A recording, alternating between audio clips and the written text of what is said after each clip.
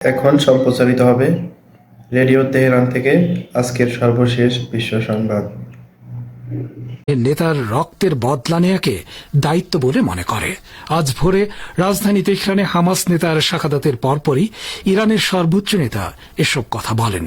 তিনি বলেন, অপরাধী এবং সন্ত্রাসী ইহুদিবাদী ইসরায়েল আমাদের স্বদেশে আমাদের প্রিয় মেহমানকে শহীদ করেছে এবং আমাদেরকে শোকাহত করেছে, তবে এর মধ্য দিয়ে নিজের জন্য কঠোর শাস্তির ভিত্তি তৈরি করেছে। ইহুদিবাদী ইসরায়েলের দখলদারিত্বের বিরুদ্ধে ইসমাইল হানিয়ার দীর্ঘ আত্মত্যাগ এবং সংগ্রামী জীবনের প্রশংসা করেন সর্বোচ্চ নেতা। তিনি বলেন, ইসমাইল হানিয়া নিজের শহীদ হওয়ার জন্য এবং এই পথে তার পরিবারের সবাইকে উৎসর্গ করেছেন। আয়াতুল্লাহ উজমা খামেনি বলেন, আল্লাহর পথে শাহাদাত বরণের ব্যাপারে হানিয়া মোটেই ভীত ছিলেন না, তবে এই তিক্ত এবং ভয়াবহ ঘটনা যেহেতু ইসলামী প্রজাতন্ত্র ইরানের ভূখণ্ডে ঘটেছে, সেজন্য তার রক্তের বদলা নেওয়া আমরা দায়িত্ব বলে মনে করি। ইরানের ইসলামী বিপ্লবী গার্ড বাহিনী বা আইআরজিসি হুঁশিয়ারি উচ্চারণ করে বলেছে, মধ্যপ্রাচ্যের প্রতিরোধ ফ্রন্ট, বিশেষ করে ইসলামী প্রজাতন্ত্র ইরান হামাস নেতা ইসমাইল হানিয়ার গুপ্ত হত্যার কঠোর এবং বেদনাদায়ক জবাব দেবে। আজ এক বিবৃতিতে আইআরজিসি বলেছে, কোনো সন্দেহ নেই ইহুদিবাদী ইসরায়েলের এই ঘৃণ্য অপরাধ যজ্ঞের কঠিন এবং বেদনাদায়ক জবাব দেয়া হবে। এতে আরো বলা হয়েছে, এই ভয়াবহ অপরাধ প্রমাণ করে যে খুনি, ক্রিমিনাল ও সন্ত্রাসী ইসরায়েল আন্তর্জাতিক আইন ও নীতিমালা লঙ্ঘন করে যে কোনো অপরাধ করতে দ্বিধা করে না। গাজা উপত্যকায় গত 10 মাস ধরে ইহুদিবাদী ইসরায়েল যে অপমানজনক ব্যর্থতার মুখে পড়েছে তা ঢাকতেই তারা ইসমাইল হানিয়াকে হত্যার মতো ঘৃণ্য এই অপরাধের পথ বেছে নিয়েছে। বিবৃতিতে নিশ্চিত করা হয়েছে, ইহুদিবাদী ইসরায়েলের কাপুরুষোচিত হামলার শিকার হয়ে শাহাদাত বরণ করেছেন ইসমাইল হানিয়া এবং তার একজন দেহরক্ষী। এদিকে ইসমাইল হানিয়ার শাহাদাতের বদলা নেয়ার অঙ্গীকার ব্যক্ত করেছে ফিলিস্তিনের ইসলামী প্রতিরোধ আন্দোলন হামাস। আজ সকালে এক বিবৃতিতে সংগঠনটি এই অঙ্গীকার ব্যক্ত করে। হামাস বলেছে, বিশ্বাসঘাতক ইহুদিবাদীদের গুপ্ত হত্যার শিকার হয়ে ইসমাইল হানিয়া শহীদ হয়েছেন। আমাদের ফিলিস্তিনি জনগণের মহান সন্তানের শাহাদাতের ঘটনায় ইসলামী প্রতিরোধ আন্দোলন হামাস শোকাভিভূত। একইভাবে শোকাভিভূত আরব ও মুসলিম দেশগুলো এবং সারা বিশ্বের মুক্তিকামী জনগণ।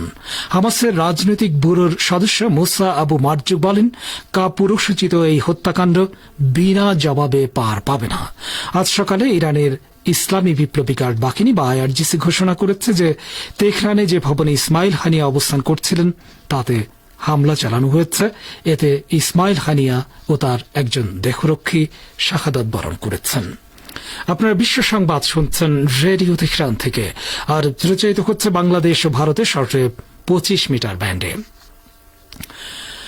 বাংলাদেশের সঙ্গে একটি নতুন অংশীদারিত্ব ও সহযোগিতা চুক্তি নিয়ে আলোচনা স্থগিত করেছে ইউরোপীয় ইউনিয়ন। আগামী সেপ্টেম্বর মাসে প্রথম দফার এই আলোচনা শুরু হওয়ার কথা ছিল, তবে বাংলাদেশের চলমান পরিস্থিতির প্রেক্ষাপটে আলোচনা স্থগিত করা হয়েছে বলে ইইউ এর একজন মুখপাত্র জানিয়েছেন। অংশীদারিত্ব ও সহযোগিতা চুক্তির আওতায় ইউরোপীয় ইউনিয়ন অর্থনৈতিক ও বিভিন্ন ক্ষেত্রে সহযোগিতা দিয়ে থাকে। বাংলাদেশ ও ইউরোপের ইউনিয়নের মধ্যে পারস্পরিক সম্পর্ক জোরদারে গত বছরের 25 অক্টোবর ইইউ বাংলাদেশ অংশীদারিত্ব ও সহযোগিতা চুক্তির বিষয়ে আলোচনা শুরুর সিদ্ধান্ত হয়। ব্রাসেলসে অনুষ্ঠিত ওই অনুষ্ঠানে প্রধানমন্ত্রী শেখ হাসিনা এবং ইউরোপীয় কমিশনের president Ursula von der Leyen উপস্থিত ছিলেন। এদিকে মার্চ ফর জাস্টিস কর্মসূচি নিয়ে পুলিশের ব্যারিকেড ভেঙে সুপ্রিম কোর্ট প্রাঙ্গণে মিছিল করেছেন বাংলাদেশের শিক্ষার্থীরা। এ সময় তারা সমবেত কণ্ঠে গানও পরিবেশন করেছেন। আজ দুপুরে প্রায় আধা ঘণ্টার মতো তারা সুপ্রিম কোর্ট প্রাঙ্গণে অবস্থান করেন। এক পর্যায়ে শিক্ষার্থীরা হাইকোর্ট মাজার মসজিদের সামনে বসে পড়েন। এ সময় তারা উই ওয়ান্ট জাস্টিস স্লোগান দিতে থাকেন। ভারতের কেরলের ওয়েনাড়ে ভয়াবহ ভূমিধসে মৃতের সংখ্যা বেড়ে দাঁড়িয়েছে 156-তে। আহত হয়েছেন 180 জনের বেশি। মৃতের সংখ্যা আরও বাড়তে পারে বলে আশঙ্কা করা হচ্ছে।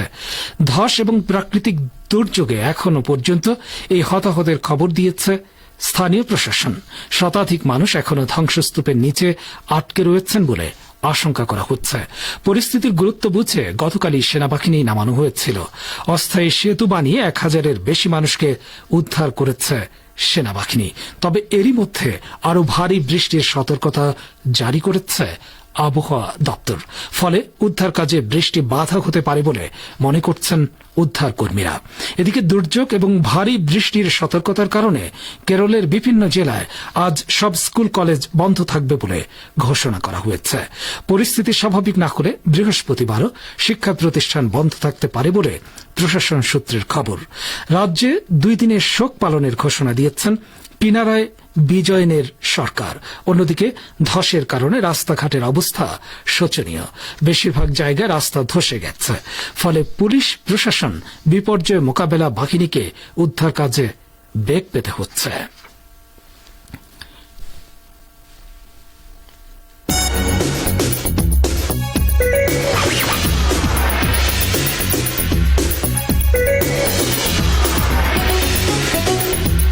রেডিও তেহরান, খবরের সঙ্গে 24 ঘন্টা। ভিজিট করুন আমাদের ওয়েবসাইট parstoday.ir/dn।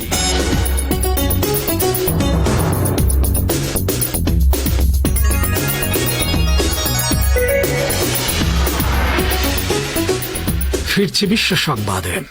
ইরানের নতুন প্রেসিডেন্ট মাসুদ পেজেশকিয়ান মঙ্গলবার তেহরানে ফিলিস্তিনি ইসলামী জিহাদ আন্দোলনের মহাসচিব জিয়াদান নাখালা ও লেবাননের ইসলামী প্রতিরোধ আন্দোলন হিজবুল্লাহর উপ মহাসচিব শেখ নাইম কাসেমের সঙ্গে আলাদা আলাদা বৈঠক করেছেন। এসব বৈঠকে তিনি দৃঢ় প্রত্যয় ব্যক্ত করে বলেছেন, নির্যাতিত ফিলিস্তিনি জাতির মুক্তির সংগ্রাম এবং জেরুজালেম আল কুদসের স্বাধীনতার সংগ্রামের প্রতি সমর্থন করা ইরানের মূলনীতি এবং এদেশের সরকার পরিবর্তনের ফলে এই নীতিতে কোনো পরিবর্তন আসবে না। জিয়াদান নাখালা ও শেখ নাইম কাসেম ইরানের নতুন প্রেসিডেন্ট মাসুদ পেজেশকিয়ানের শপথ গ্রহণ অনুষ্ঠানে যোগ দিতে তেহরান সফরে এসেছেন। পার্স টুডে জানিয়েছে, জিয়াদান নাখালার সঙ্গে বৈঠকে পেজেশকিয়ান বলেন, নির্যাতিত ফিলিস্তিনি জাতির মুক্তির সংগ্রামের প্রতি ইরানের পৃষ্ঠপোষকতা শক্তিমত্তার সঙ্গে অব্যাহত থাকবে এবং এ কাজে কেউ সামান্যতম বিঘ্ন সৃষ্টি করতে পারবে না। এদিকে হিজবুল্লাহর উপমহাসচিব শেখ নাইম কাসেমের সঙ্গে সাক্ষাতে প্রেসিডেন্ট পেজেশকিয়ান বলেন, গাজা উপত্যকার ফিলিস্তিনি জনগণের প্রতি সংহতি জানিয়ে লেবাননের হিজবুল্লাহ যে আত্মত্যাগ স্বীকার করেছে তা সত্যিই প্রশংসনীয়। ইহুদিবাদী ইসরায়েলের বিরুদ্ধে চলমান প্রতিরোধ যুদ্ধে হিজবুল্লাহর পাশে থাকাকে ইরান ধর্মীয় ও নৈতিক কর্তব্য বলে মনে করে এবং এই কর্তব্য পালনে তেহরান বিন্দুমাত্র পিছপা হবে না। সাক্ষাতে ইরানের প্রেসিডেন্ট হিসেবে দায়িত্ব গ্রহণ করায় ডা মাসুদ পেজেশকিয়ানকে শুভেচ্ছা ও অভিনন্দন জানান হিজবুল্লাহ নেতা শেখ নাইম কাসেম। হিজবুল্লাহর মহাসচিব সাইয়েদ নাসরুল্লাহ প্রেসিডেন্ট পেজেশকিয়ানকে অভিনন্দন জানিয়ে যে চিঠি লিখেছিলেন তার জবাবে ইরানের প্রেসিডেন্ট বলেছিলেন, পিতৃসুলভ ও ভ্রাতৃপ্রতিম এই চিঠি তার ভালো লেগেছে। লেবাননের ইসলামী প্রতিরোধ আন্দোলন হিজবুল্লাহ উত্তর ইসরায়েলের একটি সামরিক ঘাঁটিতে ব্যাপকভাবে রকেট হামলা চালিয়েছে। এতে ইহুদিবাদী ইসরায়েলের একজন নিরাপত্তা কর্মী নিহত হয়েছে। লেবাননের আল মায়াদিন টেলিভিশন চ্যানেল গতকাল এক প্রতিবেদনে বলেছে, ইসরায়েলের গ্যালিলি অঞ্চলের একটি ইহুদিবাদী কমান্ড সেন্টারে হিজবুল্লাহ যোদ্ধারা রকেট হামলা চালায়।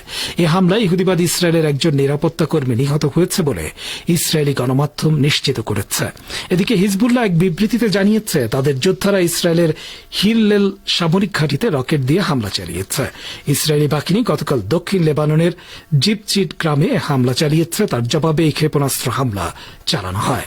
এছাড়া ইসরায়েলের জাল আল আলম সামরিক ঘাঁটিতেও হিজবুল্লাহ যোদ্ধারা গোলাবর্ষণ করেছে।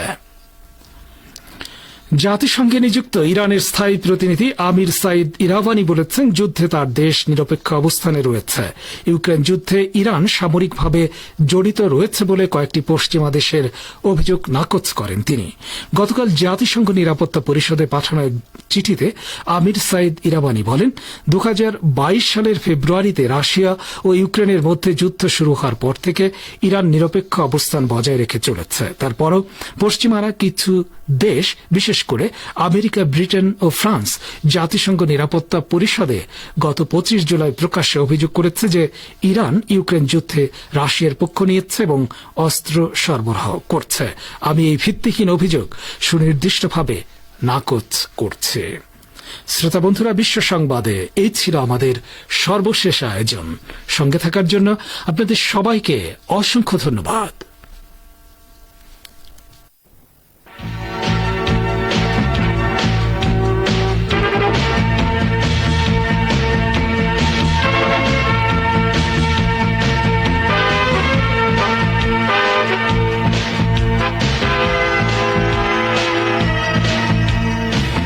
শ্রোতা বন্ধুরা, বিশ্ব সংবাদের পর এবার আমন্ত্রণ জানাচ্ছে সংবাদ ভাষ্যের অনুষ্ঠান দৃষ্টিপাতে।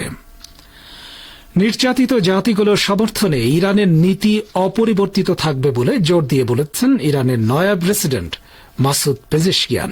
গতকাল ফিলিস্তিন ও লেবাননের প্রতিরোধ নেতাদের সঙ্গে সাক্ষাতে এসব কথা বলেন ইরানের নয়া প্রেসিডেন্ট। এ সম্পর্কে একটি সংবাদ ভাষ্য শুনুন গাজী আব্দুর রশিদের উপস্থাপনায়। ইরানের নতুন প্রেসিডেন্ট মাসুদ পেজেশকিয়ান মঙ্গলবার তেহরানে ফিলিস্তিনের ইসলামী জিহাদ আন্দোলনের মহাসচিব জিয়াদ আন-নাখালা ও লেবাননের ইসলামী প্রতিরোধ আন্দোলন হিজবুল্লাহর উপমহাসচিব শেখ নাইম কাসেমের সঙ্গে আলাদা আলাদা বৈঠক করেছেন।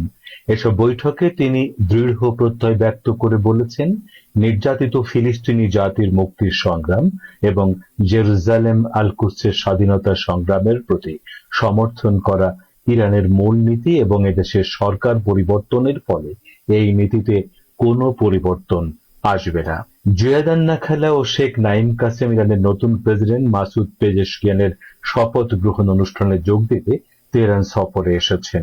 ফার্স্ট টুডে ফার্সি জানাচ্ছে, জিয়াদ আন-নাখালার সঙ্গে বৈঠকে পেজেশকিয়ান বলেন, নির্যাতিত ফিলিস্তিনি জাতির মুক্তির সংগ্রামের প্রতি ইরানের পৃষ্ঠপোষকতা শক্তিমত্তার সঙ্গে অব্যাহত থাকবে এবং এ কাজে কেউ সামান্যতম বিঘ্ন সৃষ্টি করতে পারবে না।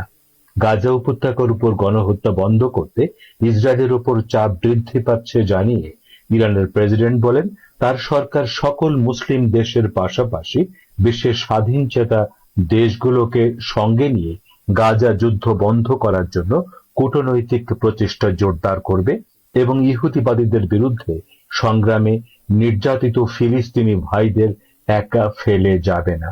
ইরানের প্রেসিডেন্টের সঙ্গে সাক্ষাতে ইসলামী জিহাদ নেতা নাখালা বলেন, পেজেশকিয়ান শপথ গ্রহণ করেই ফিলিস্তিনি প্রতিরোধ নেতাদের সঙ্গে যে সাক্ষাৎ করলেন তাতে মধ্যপ্রাচ্য সহ গোটা বিশ্ববাসীর কাছে একটি গুরুত্বপূর্ণ বার্তা পৌঁছে গেল।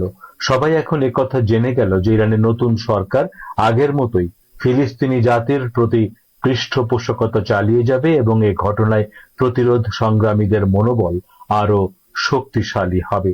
এদিকে হিজবুল্লাহর উপমহাসচিব শেখ নাইম কাসেমের সঙ্গে সাক্ষাতে প্রেসিডেন্ট পেজেশকিয়ান বলেন, গাজা উপত্যকার ফিলিস্তিনি জনগণের প্রতি সংহতি জানিয়ে লেবাননের হিজবুল্লাহ যে আত্মত্যাগ স্বীকার করেছে তা সত্যি প্রশংসনীয়। ইহুদিবাদী ইসরায়েলের বিরুদ্ধে চলমান প্রতিরোধ যুদ্ধে হিজবুল্লাহর পাশে থাকাকে ইরান ধর্মীয় ও নৈতিক কর্তব্য বলে মনে করে এবং এই কর্তব্য পালনে তেহরান বিন্দু মাত্র পিছপা হবে না। ইরানের নয়া প্রেসিডেন্ট বলেন, প্রতিরোধ সংগঠনগুলোর পাশাপাশি মুসলিম দেশগুলোর সঙ্গে সম্পর্ক ও সহযোগিতা শক্তিশালী করার নীতি গ্রহণ করেছে তার সরকার। গাজা উপত্যকার নিরীহ ফিলিস্তিনি জনগণের বিরুদ্ধে ইহুদিবাদী ইসরায়েলের পাশবিকতা বন্ধ করতে মুসলিম দেশগুলোর মধ্যে ঐক্যের বিকল্প নেই বলেও তিনি মন্তব্য করেন। সাক্ষাতে ইরানের প্রেসিডেন্ট হিসেবে দায়িত্ব গ্রহণ করায় ডাক্তার মাসুদ পেজেশকিয়ানকে শুভেচ্ছা ও অভিনন্দন জানান হিজবুল্লাহ নেতা শেখ নাইম কাসেম।